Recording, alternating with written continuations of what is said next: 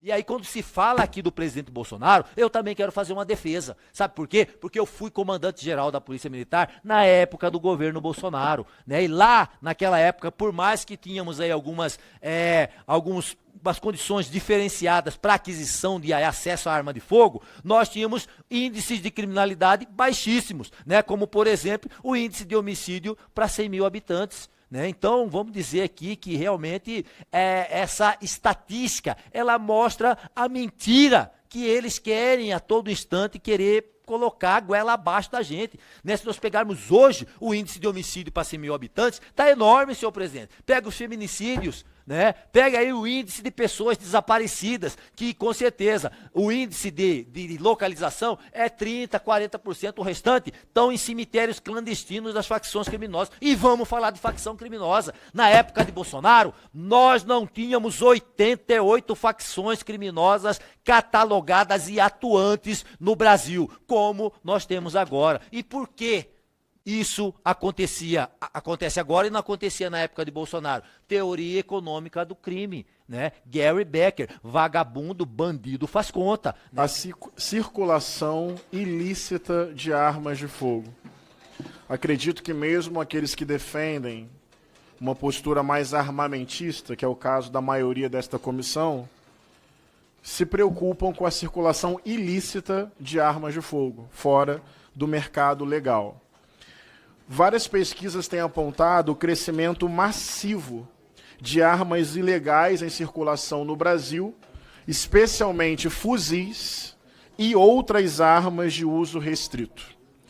E essa circulação tem alimentado ainda mais as facções e as milícias, portanto, organizações criminosas que fazem o controle territorial armado que tanto maltrata e massacra o nosso povo.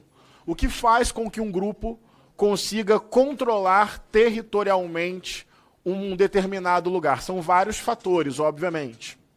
Mas um deles é a presença massiva de arma de fogo. A arma possibilita essa dimensão do domínio, da imposição e do controle. Portanto, circulação ilícita de armas de fogo, crescimento massivo da circulação de fuzis e armas de uso restrito, e essa circulação alimenta o crime organizado, por exemplo, as facções e as milícias. Nós sabemos, e tem várias pesquisas e investigações que apontam, quais são as rotas internacionais que estas armas chegam em nosso país, pelas fronteiras, mas também, Fraga, já tem elementos que apontam que no Brasil tem fabricação clandestina de armas e de montagem de armas com insumos que vêm importados. Então tem tanto a entrada de armas do exterior, rotas internacionais, quanto as fábricas clandestinas e produção interna.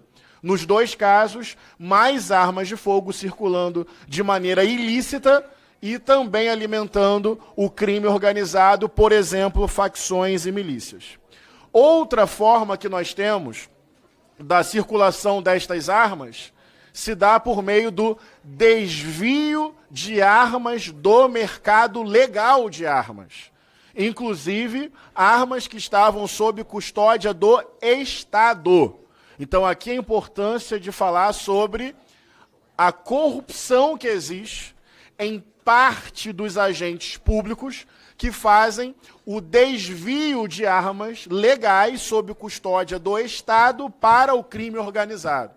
Especialmente no meu estado, o Rio de Janeiro, nós falamos que há uma relação entre crime, parte da polícia e parte da política. Crime, polícia e política.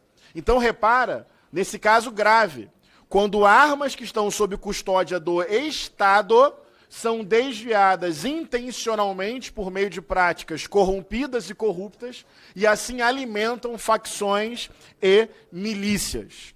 Então, vale dizer, e esse é um ponto de discordância entre nós, que a política pró-armamento do governo Bolsonaro, e existem estimativas de que tem mais de 1 milhão de armas circulando no Brasil hoje, na minha opinião, e topo o debate respeitoso, essa política é interessante para as facções. É interessante para as milícias, é interessante para as redes de violência que utilizam arma de fogo. A política armamentista favorece organizações criminosas.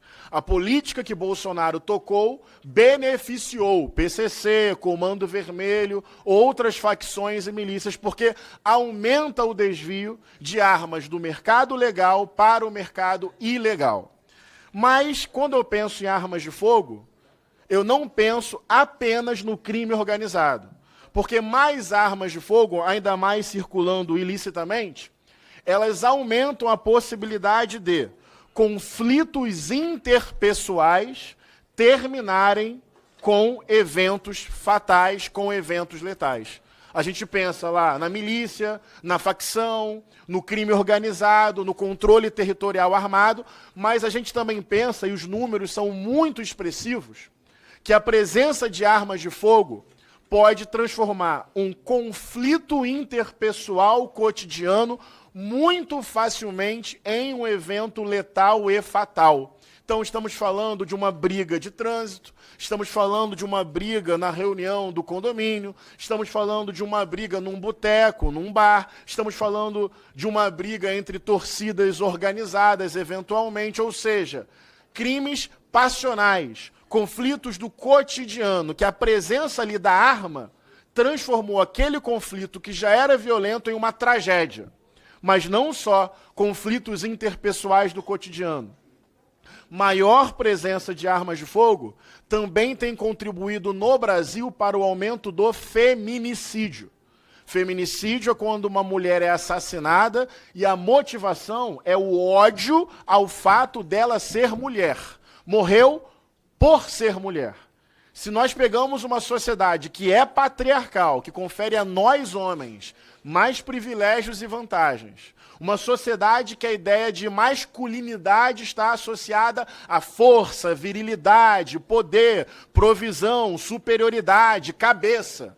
Se você pega essa cultura patriarcal e machista e coloca nela a abundância de armas de fogo, o efeito é o aumento também do feminicídio. Boa parte dos feminicídios no Brasil se dá por meio da arma.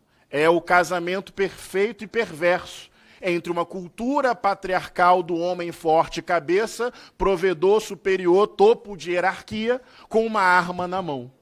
E aquele ódio de origem machista se transforma numa fatalidade, além da violência doméstica, além dos acidentes domésticos envolvendo crianças. São tantas razões.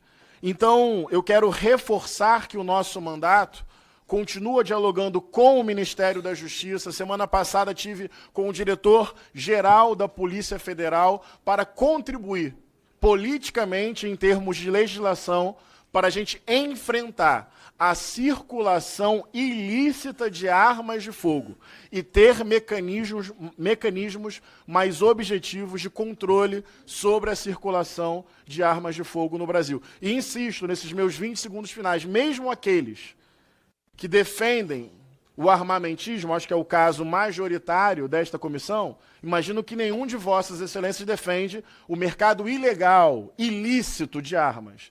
Então fica aqui esse registro de uma pauta tão importante para a minha vida, para a minha militância e para o nosso mandato. Obrigado, senhor presidente.